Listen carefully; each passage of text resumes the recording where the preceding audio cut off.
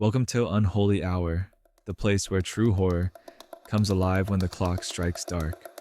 In today's episode, we uncover two chilling true stories that will haunt your thoughts long after you've finished watching.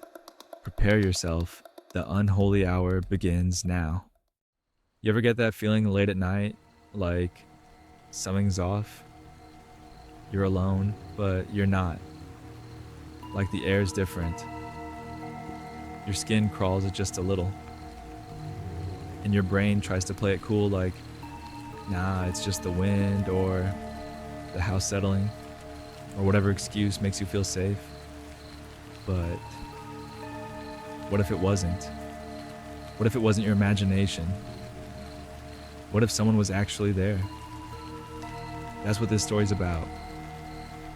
And I'm warning you now. It's not a ghost story. It's worse. Because this one's real. So let me take you back. 1986, Townsend, Massachusetts. Small, quiet town. The kind of place where people leave their doors unlocked because, stuff like that doesn't happen here. And that's where these two teenage sisters, Annie and Jessica Andrews, were living. Just trying to live life after their mom had recently died of cancer. Yeah. Already rough, right? They were grieving, trying to get through high school, trying to just keep things together in the house with their dad. Then one day, out of nowhere, Annie gets a call. The voice on the line, a teenage boy says his name's Daniel. Said he got her number from a mutual friend at school.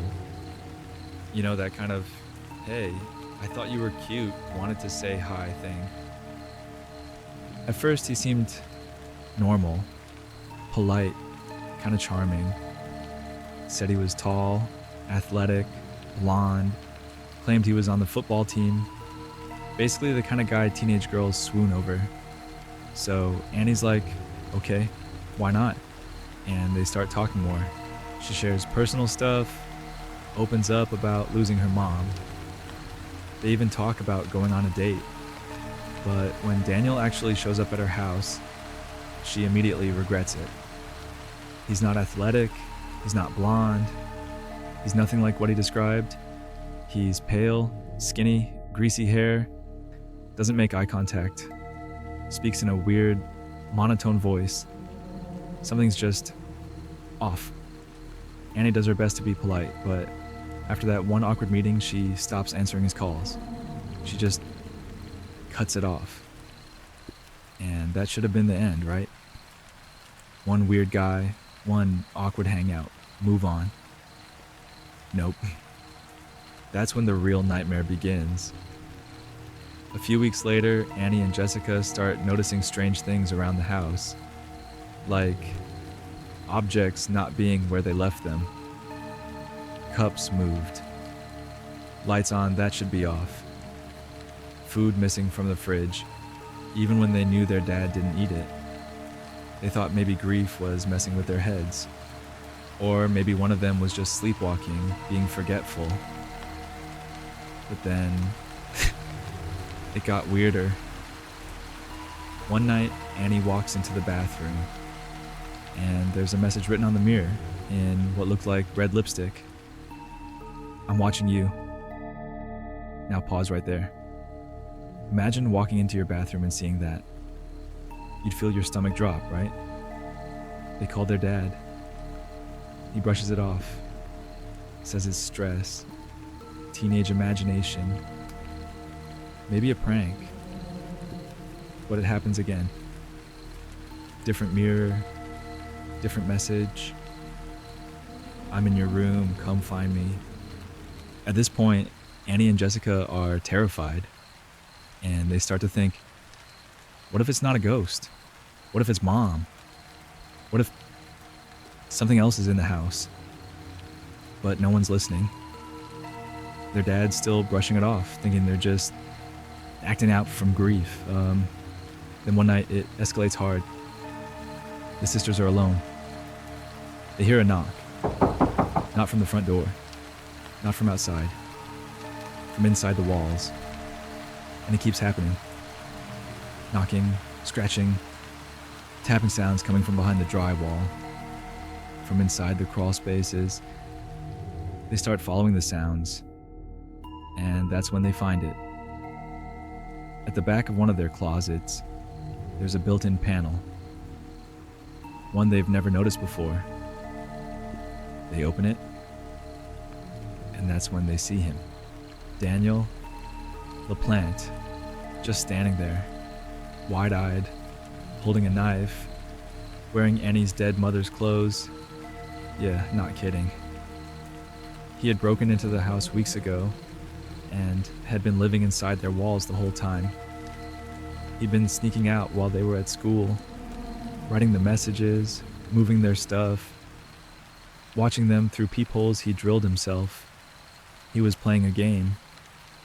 He wanted them to think their mom's ghost was haunting them. When police arrived, they found a nightmare.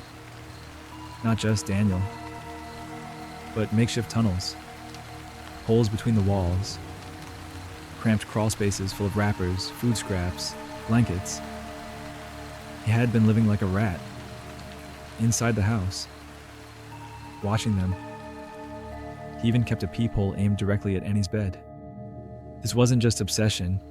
This was a full-blown psychological invasion. Now listen, you think that's the worst part? It's not. Because after he's caught, he's sent to juvenile detention, but somehow he gets out. And shortly after, he breaks into another house. Inside is a woman, Priscilla Gustafson. She's pregnant, home with her 2 young children. Daniel murders all of them. He shoots Priscilla. Then he drowns her 2 kids separately in bathtubs. Just no mercy, no humanity. Gone. Daniel LaPlante was just 17 years old when he did all of this. Today, he's serving multiple life sentences. But the thing that haunts me about this story isn't just the murders. Though, God, that's horrifying enough. It's the idea that someone could be right there, inside your walls, listening, watching, waiting, pretending to be a ghost just to mess with your head. And you never even knew. You ever hear something late at night? A bump, a scratch, a whisper. You tell yourself it's the house settling. But now, you'll never be sure again. Story 2. Hey, listen. If you ever go to Japan, there's one place, just one, that you should never go alone. I mean it. It's called Aokigahara. But most people, they just call it the suicide forest. Yeah. That place. Nestled at the base of Mount Fuji. Covered in ancient twisted trees so thick, so tightly woven, even GPS stops working. No birds, no wind, just this oppressive silence.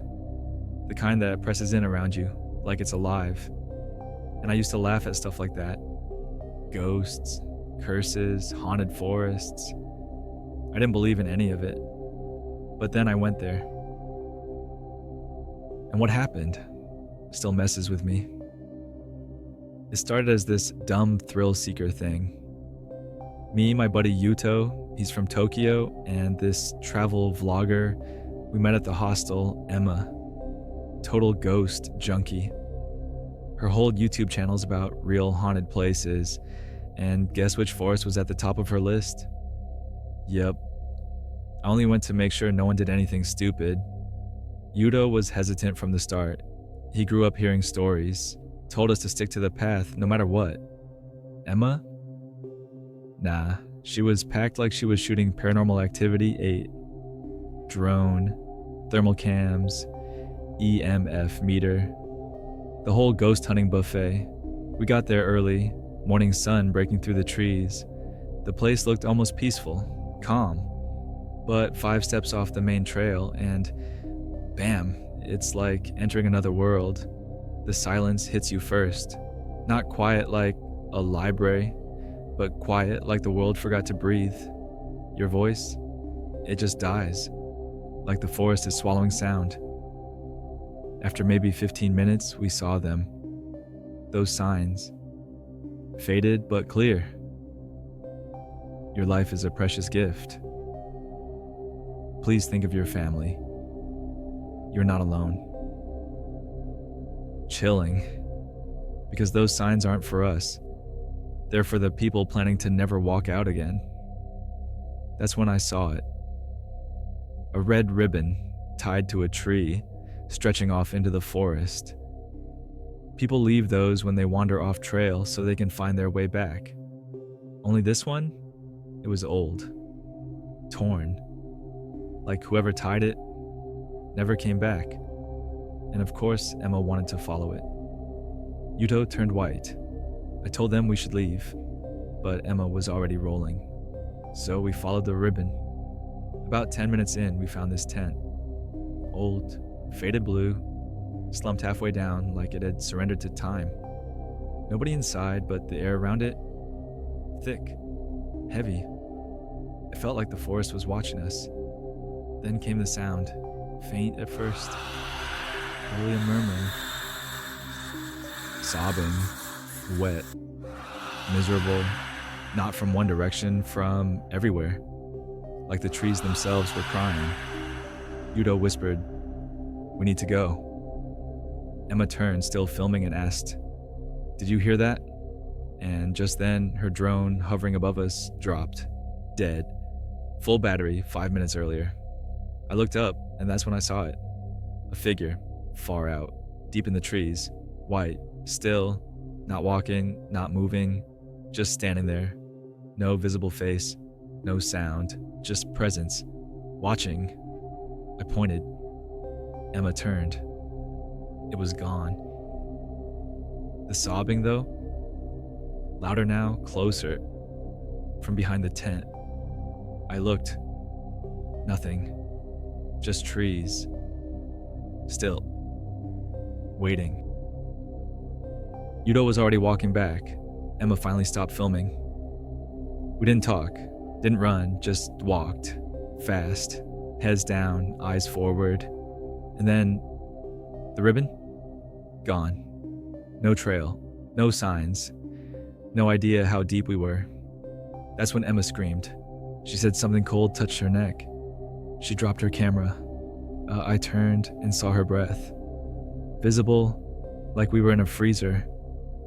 Middle of August. I pulled out my compass. It spun.